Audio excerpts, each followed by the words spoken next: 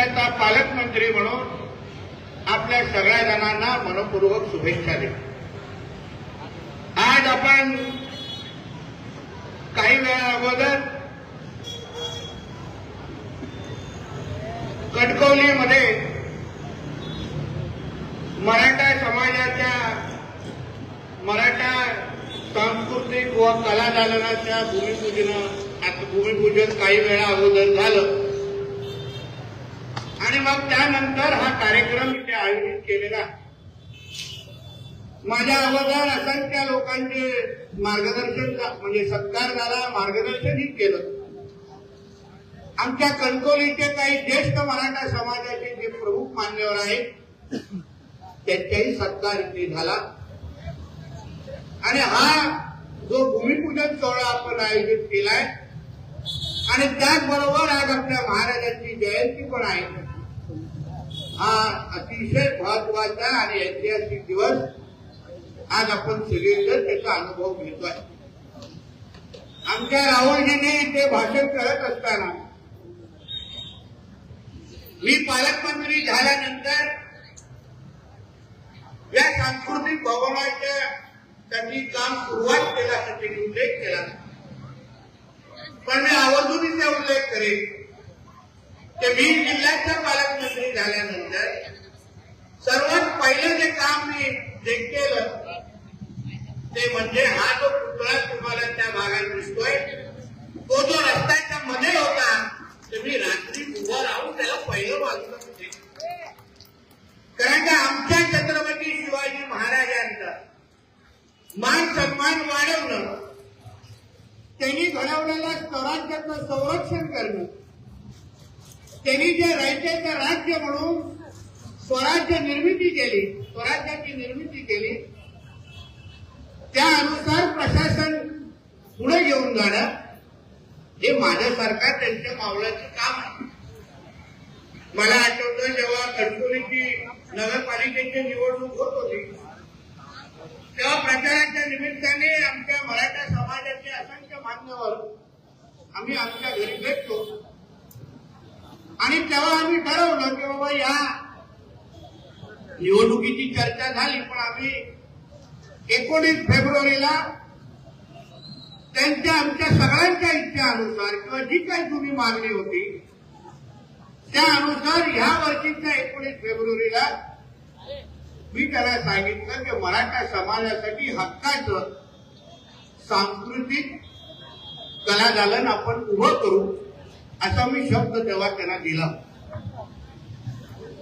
मी सन्मान्य राणे साहेबांच्या विचारांवर चालणारा कार्यकर्ता. आम्ही राणे साहेबांचे विचाराचे संस्कार देऊ. आमच्यासारखे असंख्य कार्यकर्ते आज महाराष्ट्रात आणि देशामध्ये काम करतायत, जिल्ह्यात काम करतात.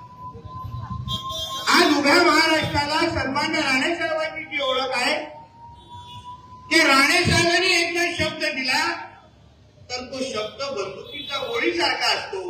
तो कधीही मागे येत नाही आणि पूर्ण केल्याशिवाय हे स्वतःही बसत नाही. आणि म्हणून मी त्यांना जो काही शब्द त्या दिवशी दिला होता तो शब्द मी आजच्या निमित्ताने पूर्ण केलाय.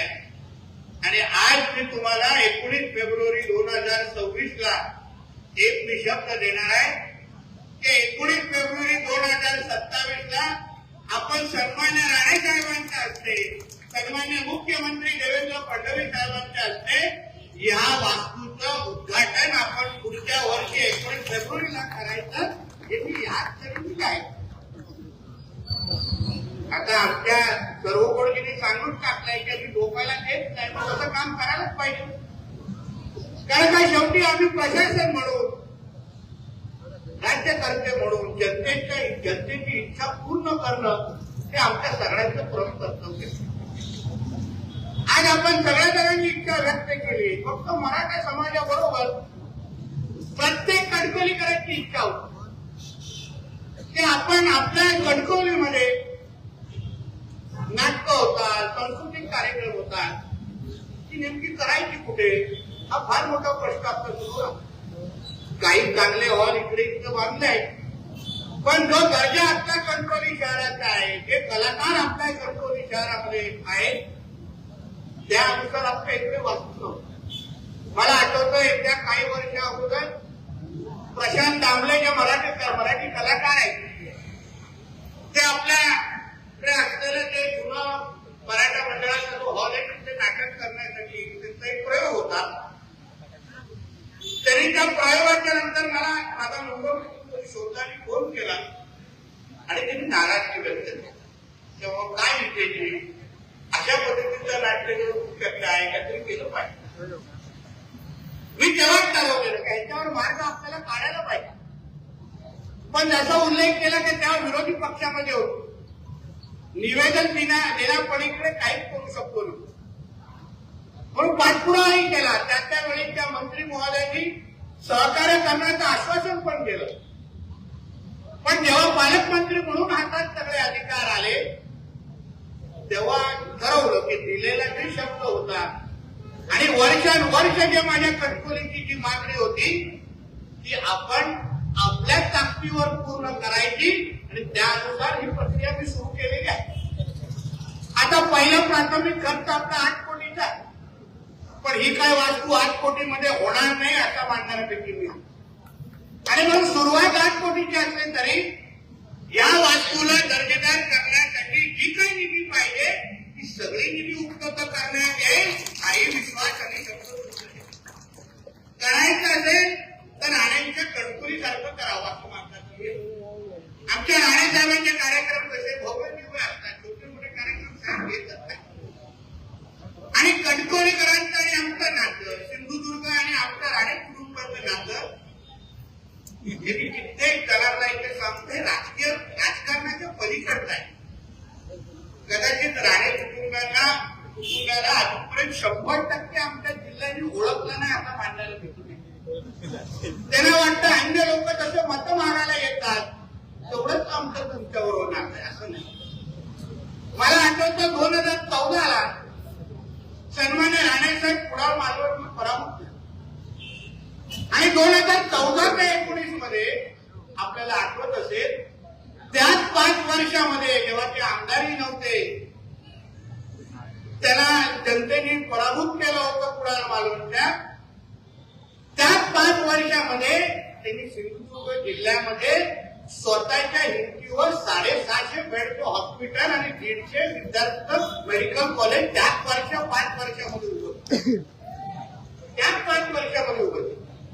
दुसरं कोण असतं असा विचार केला. पडल्यानंतर लोक मोबाईल काय ऑफ करतात आणि घरी काय निघून जातात. 2-2 दिवस दिसतच नाही. पण त्याच 5 वर्षामध्ये साहेबांनी एवढी मोठी वास्तू पूर्ण का केली तर माझ्या जिल्ह्याचे जे नागरिक आहेत ते कोल्हापूर आणि गोव्याकडे न जाता सिंधुदुर्गामध्ये त्यांना दर्जेदार आरोग्याची सेवा मिळावी अशासाठी शासनाची कुठेही 1 रुपयाची मदत न घेता त्यांनी ते हॉस्पिटल आणि मेडिकल कॉलेज उभं केलं. त्या विचारात घडलेले आम्ही कार्यकर्ते आहोत.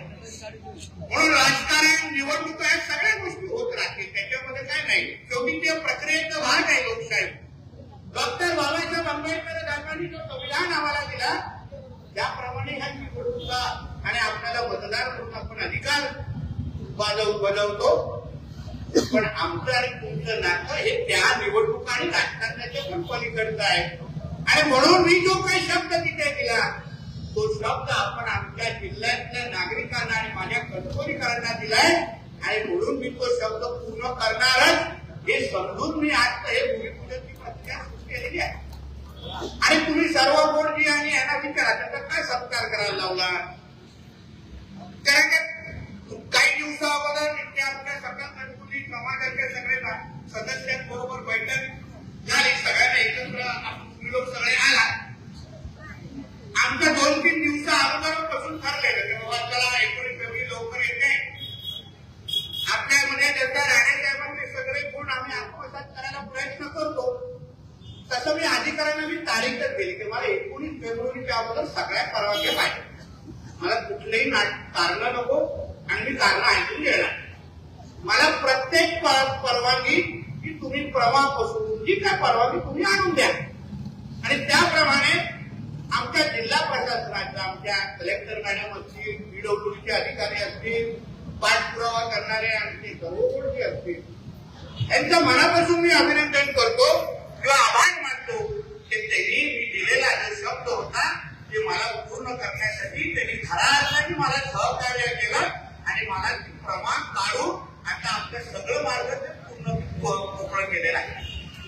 आणि म्हणून एकदा परवानग्याच्या गोष्टी झाल्या मग मी सांगितलं ते काम करायचं सर्वोपरी आणि राहुलला सांगितलं ते तुम्ही सगळ्या लोकांवर परत सकल मराठा कटकोणीकडे बरोबर सगळ्यांवर जाऊन बसा.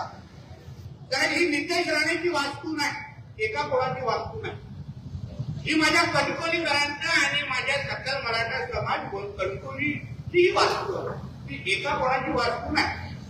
आणि म्हणून ही वास्तू बंद कशी, त्याच्यात काय काय असलं पाहिजे, त्यांच्या काय सूचना आहेत, त्यांना काय त्याच्यामध्ये बदल हवाय, हे सगळ्या गोष्टी त्यांना विचारा, प्लॅन त्यांना दाखवा, समजवा, त्याच्यामध्ये त्यांना डिझाईन मध्ये काय फरक पाहिजे असेल तोही करा आणि तरच कार्यक्रम फायनल करून 19 तारखेकडे पहा. याप्रमाणे तुमच्या सगळ्यांबरोबर बसलेले आणि सगळ्या गोष्टी निश्चित झाल्यानंतर मला फोन आला की साहेब अशा अशा बदल सांगितलेले आहे, सगळं आपण करतोय आणि मग त्यानुसार आपण हा कार्यक्रम जाहीर केला. आणि म्हणून सकल मराठा समाज कणकोलीला सांगेल की हे काय एका नितेशाने कुठे ठेवू नका, जबाबदारी आपल्या सगळ्या जणांची एक असते.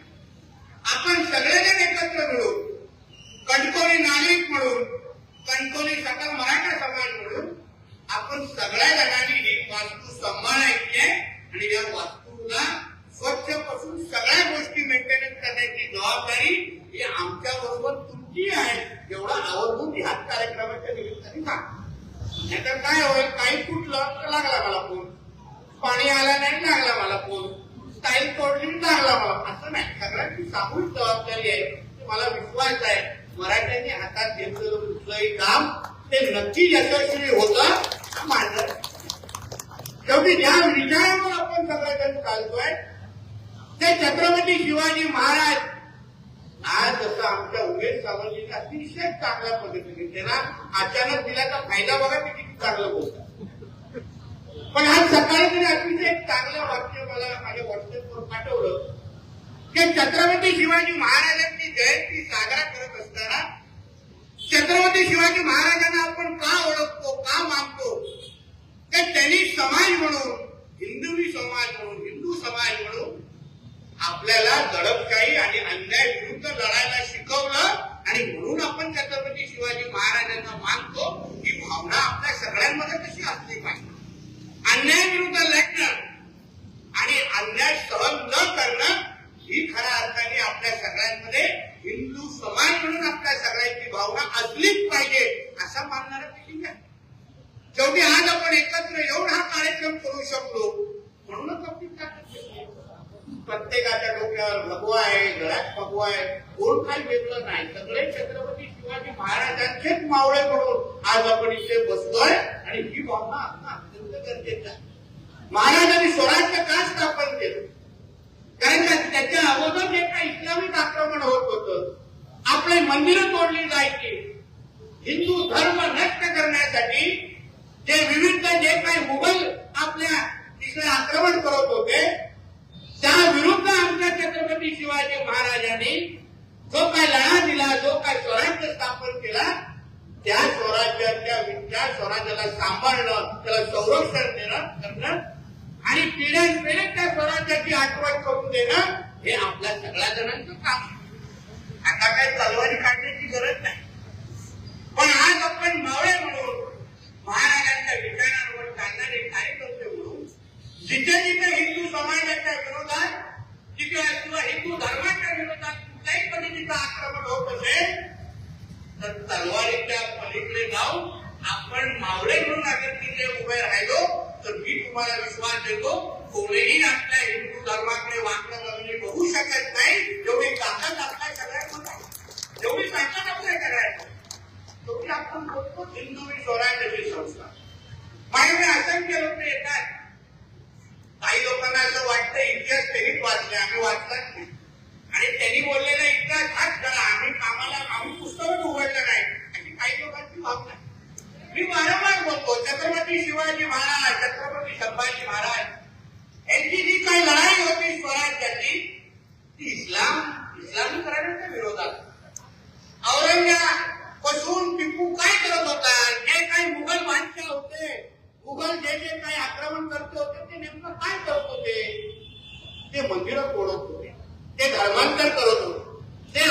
हिंदू धर्माला नष्ट करून या इथे इस्लाम राज्य बनवण्याच्या दृष्टिकोनातून त्यांची जी काय वाटचाल सुरू होती त्याच्या विरुद्ध आमच्या छत्रपती शिवाजी महाराज आणि छत्रपती संभाजी महाराजांनी भूमिका घेतली आणि ती लढाई उभी केली.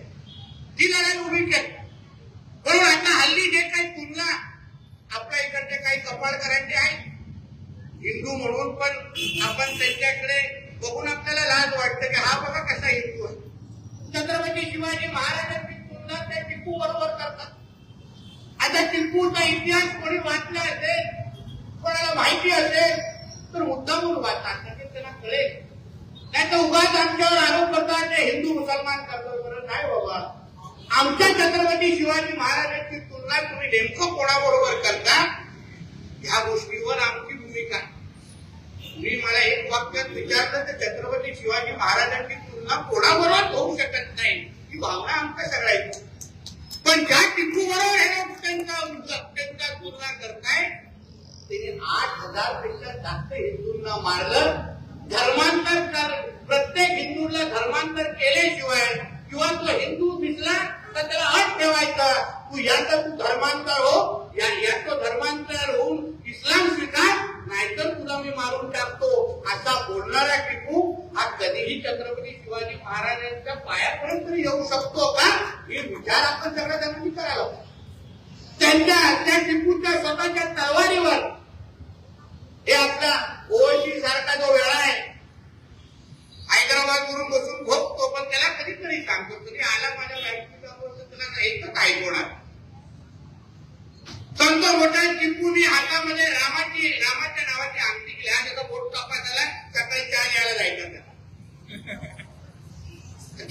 स्वतः टिपूने जो तलवार वापरायचा त्या तलवारीवर ये तलवार काफिरों को मारने के लिए हमने बनाई है और जब तक आखिरी काफिर को मैं खत्म नहीं करता तब तक मैं शांत ही बैठूंगा असं त्याच्या स्वतः तलवारीवर दिलं. तलवारी होऊ शकते आपल्या राजाबरोबर. अहो आपल्या छत्रपती शिवाजी महाराजांचा इतिहास ज्यांनी वाचला समजला अभ्यास केला ते प्रत्येक जण आपल्याला सांगतील ते महाराजांनी कधीही कुठल्या मस्जिदीकडे वाटल्या नजरेने बघितलं नाही. कधीही कोणावर अन्याय केला नाही. जो आपल्या हिंदू समाजाच्या विरोधात जो आला त्याला त्यांनी आडवं केलं. त्याला म्हणून आपण वर्षानुवर्ष त्या छत्रपती शिवाजी महाराजांना मानतो आणि पुजतो. म्हणून आपण संभाजी महाराजांकडे मानतो. आणि जेव्हा चित्रपटामध्ये काय दाखवलं तो जेव्हा औरंगजेब आमच्या संभाजी महाराजांचे हाल करून मारत होता तेव्हा त्यांनी संभाजी महाराजांना एक अट ठेवली की तुम्हाला हे तुमचे हात सगळे संपवायचे आहेत. तुम्हाला जो अत्याचार आम्ही 2 दिवसांपासून करतोय हे तुम्हाला जर संपवायचं असेल फक्त तुम्ही तुमचा धर्म बदला. बघा आम्ही सगळं तुमच्या पायावर उभं ठेवतो. आमच्या संभाजी राजे बोलले की माझा धर्म बदलण्यापेक्षा तू माझ्या धर्मामध्ये ना तुला काही करायला लागेल आणि तुला असंच आम्ही मोठं करू. एवढं महान धर्म आमच्या सनातन धर्माला स्वीकारणारे आणि संरक्षण देणारे आमचे छत्रपती संभाजी महाराज आणि छत्रपती शिवाजी महाराज. म्हणूनच आपण ह्या जयंतीला आपण महत्व देतो. वर्षानुवर्ष या जयंतीला साजरा करत असताना मी हा 19 फेब्रुवारी दिलेला शब्द कोणीतरी शिवधर्म बोला हो मी महाराजांचा मावळा म्हणून मी आज जो तुम्हाला शब्द 19 फेब्रुवारीला दिलाय तो पुढच्या 19 फेब्रुवारीला पूर्ण करणारच आम्ही मावळा म्हणून मी शब्द दिले. अहो आमची ओळखच छत्रपती शिवाजी महाराज. आम्ही केल्यावर आमची कॉलर टाईटच त्या महाराजांचं नाव घेऊन येतो. आम्ही छत्रपती शिवाजी महाराजांच्या महाराष्ट्रात उतरलो लगेच आपली कॉलर टाईट होतो. आणि त्याबरोबर सिंधुदुर्गाचा इतिहास जे आमच्या थोडा उमेश सावंतजींनी सांगितलं थोडा राहुलजींनी सांगितलं. सिंधुदुर्गाचा इतिहास आणि छत्रपती शिवाजी महाराजांच्या स्वराज्यामध्ये जो आमच्या सिंधुदुर्गाचा उल्लेख आहे तो मी तुम्हाला आमच्या सकल हिंदू समाज सकल मराठा समाज कणकोलीला आवर्जून सांगेल. या आवर्जून तुम्ही तुमच्या दालनामध्ये आपल्या सिंधुदुर्गाचा इतिहास प्रामुख्याने तुम्ही इथे दाखवला. आपल्या इकडचे गड किल्ले असो किंवा महाराजांनी स्वराज्यामध्ये सिंधुदुर्ग जिल्ह्यामध्ये जो इतिहास घडवला तो सगळ्यात पुढच्या पिढीपर्यंत गेला पाहिजे या दृष्टिकोनातून त्या कलादालनाच्या पाहिजे. आणि म्हणून आजच्या दिवशी आज एक ऐतिहासिक दिवसाला आपण इथे उपस्थित आहोत आणि अतिशय महत्वाच्या वास्तूला आपण भूमिपूजन केलेलं आहे. मी तुम्हाला एक विश्वास मी माझ्या कारकिर्दीमध्ये मी राणे साहेबांच्या विचारांवर चालणारा कार्य नितेश राणे काहीच नाही. नितेश नारायण राणे म्हटलं तरच नितेश राणेला अर्थ येतो, बाकी दुसरे अर्थ येत नाही. आणि राणे साहेबांनी जे काही विचार जे काही संस्कार आमच्यावर दिले, सिंधुदुर्गावर असणारं त्यांचं प्रेम, आज पण हा निर्णय घेण्या अगोदर हे सगळे विषय होण्या अगोदर त्यांना सांगून आलेलो आहे. राणे साहेब फक्त थोडा आराम करतो, 2-4 दिवसात परत एकदा राणे साहेब फील्ड मध्ये येतील आणि प्रत्येक बॉलवर सिक्सर मारणे त्यांनी पहिल्यापासून सुरू करायचं. म्हणून मी तुम्हाला विश्वास देतो की माझ्या कारकिर्दीमध्ये अतिशय पारदर्शक आणि गतिमान प्रशासन कसं असतं हे आम्ही सगळेजण तुम्हाला दाखवू. राजकीय इच्छाशक्ती कशाला म्हणतात, न्याय बोलणं हे माझ्या डिक्शनरीमध्ये नाही. आणि तसंच आमचे सगळे माझे कलेक्टर मॅडम असो, आमचे पोलीस अधीक्षक सगळेजण त्याच विचारावर चालू. काम करायचं आहे ना ते दर्जेदार करायचं आणि वेळेत करायचं, नाहीतर शब्द द्यायचा नाही. आणि आज जे काही जी कामं आम्ही हातात घेतलेली आहेत ती तुम्हाला व्यवस्थित दर्जेदार करू. अतिशय पारदर्शक गतिमान प्रशासन. अहो स्वराज्यामध्ये गतिमान आणि पारदर्शक प्रशासन कसं असतं हे स्वराज्यामध्ये लिहून ठेवलंय. याचा उल्लेख पाकिस्तानच्या आमच्या डॉक्टर बाबासाहेब आंबेडकरांच्या पुस्तकामध्ये त्याचा उल्लेख आहे. आणि म्हणून त्या राजाची प्रेरणा घेऊन आम्ही आज सगळेजण इथे आलोय, काम करतोय, जगतोय, श्वास घेतोय. मी तुम्हाला विश्वास देतो जिल्ह्याचा पालकमंत्री म्हणून आज या जिल्ह्यामध्ये प्रत्येक नागरिकाच्या आयुष्यामध्ये सुख समृद्धी आणणं, सुरक्षतेची भावना निर्माण करणं हा शब्द जिल्ह्याचा पालकमंत्री म्हणून तुम्हाला आज माझ्या राजाच्या शिवजयंतीच्या जयंतीच्या निमित्ताने मी तुम्हाला देणार आहे. कुठलंही काम आणि कुठलंही जे काही आक्रमण असो, जे काही संकट आहे, जे माझ्या सिंधुदुर्गाच्या विरोधात उभं राहील त्याच्या पुढे नितेश राणे तुमचा सेवक म्हणून तिथे पुढे उभा असेल आणि तुमचं संरक्षण करेल हा विश्वास तुम्हाला मी आजच्या निमित्ताने देतो. परत एकदा आमच्या सकल मराठा समाज कंट्रोली ते सर्व जे सन्मान्य सदस्य आहेत त्या सगळ्या जणांचं मी मनापासून आभार मानतो. जिल्हा प्रशासन म्हणून आमच्या कलेक्टर मॅडम पासून प्रांत तहसीलदार पीडब्ल्यूडीचे माझे सगळे अधिकारी ज्यांनी या सगळ्या कामामध्ये आम्हाला सहकार्य केलं त्यांच्या सगळ्या जणांचे आभार मानतो आणि इथेच थांबतो. जय हिंद, जय महाराष्ट्र आणि जय शिवराय. समर्थ न्यूज चॅनल यूट्यूबवर सबस्क्राईब करा व बेल आयकॉनवर क्लिक करा आणि रहा अपडेट.